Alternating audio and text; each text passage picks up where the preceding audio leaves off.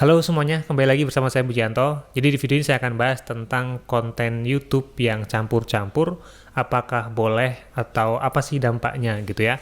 Kemudian apa juga keuntungannya kalau kita bisa membuat konten yang satu tema. Nah, ada beberapa teman yang komentar ya di konten saya sebelumnya yang katanya sedang proses pengajuan monetisasi tapi ragu ya karena kontennya campur-campur. Nah, jadi langsung saja saya akan jawab ya, untuk konten yang campur-campur sebenarnya nggak ada masalah dengan YouTube teman-teman. Nggak ada masalah secara teknis, nggak ada masalah secara aturan.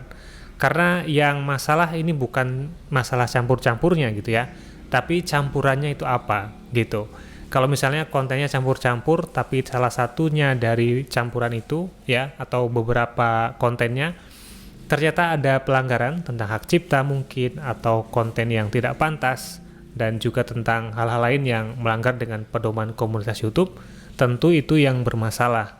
Jadi bukan karena campurnya, tapi karena campurannya apa, gitu teman-teman. Nah, jadi kalau teman-teman saat ini masih merasa kontennya campur-campur, lalu sudah proses pengajuan, kalau memang di antara campuran itu nggak ada yang melanggar, ya nggak ada masalah, nggak perlu khawatir gitu. Kemudian apa sih keuntungannya kalau kita bisa membuat konten yang satu tema alias nggak campur-campur? Nah, jadi begini teman-teman.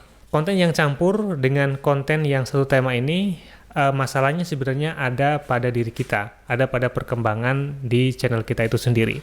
Kalau konten yang campur-campur, tentu nanti akan memiliki subscriber yang campur-campur juga. Ada mungkin subscriber kita misalnya campurannya ada yang suka mancing, kemudian ada yang suka olahraga, ada yang suka memasak, ada yang suka game gitu ya. Jadi misalnya ada 1000 subscriber kita, yang di situ ada 5 jenis konten yang campur-campur. Misalnya kita anggap rata-rata 200 subscriber per satu jenis konten ya.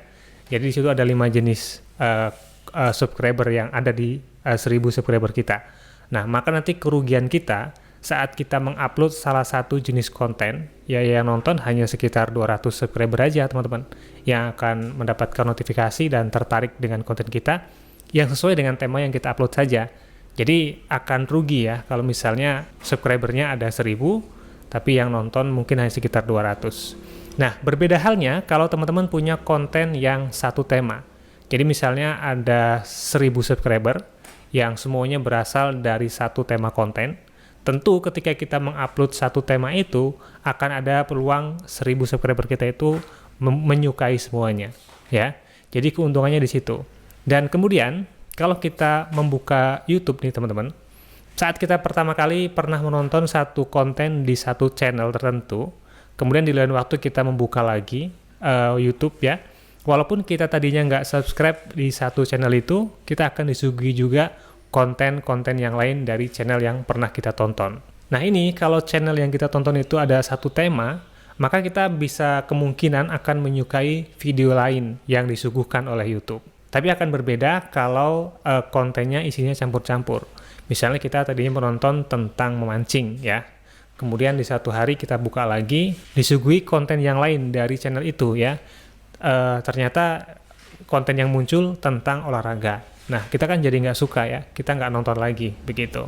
Tapi kalau kontennya masih sejenis ya, tentang memancing semuanya, kemudian sekarang kita nonton walaupun nggak subscribe, nanti kita buka YouTube lagi, di beranda kita muncul konten yang lain dari channel tersebut, masih tentang memancing, tentu kita akan menyukai dan bisa menonton lagi. Karena itu penting ya untuk kita membuat konten yang satu tema, itu adalah tujuannya untuk mempercepat pertumbuhan channel kita. Tapi kalau teman-teman terpaksa tidak bisa menemukan satu tema dan terpaksa harus membuat konten campur-campur, ya sebenarnya nggak ada masalah. Secara teknis, secara aturan YouTube itu nggak ada masalah. Tapi masalahnya akan sulit untuk berkembang gitu ya. Kecuali kita punya satu kekuatan atau satu tema yang memang di situ benar-benar memiliki banyak penonton, dan kemudian itu akan menjadi tema yang dominan, dan itu nanti yang akan membuat channel kita berkembang dengan satu tema tersebut, bukan dari campuran berbagai macam tema dalam satu channel. Ya, mudah-mudahan bisa dipahami dan teman-teman bisa menentukan apakah akan membuat channel dengan campur-campur banyak tema, atau akan membuat channel dengan satu tema tertentu untuk mempercepat pertumbuhan channel kita. Terima kasih sudah menonton dan sampai jumpa di video saya selanjutnya.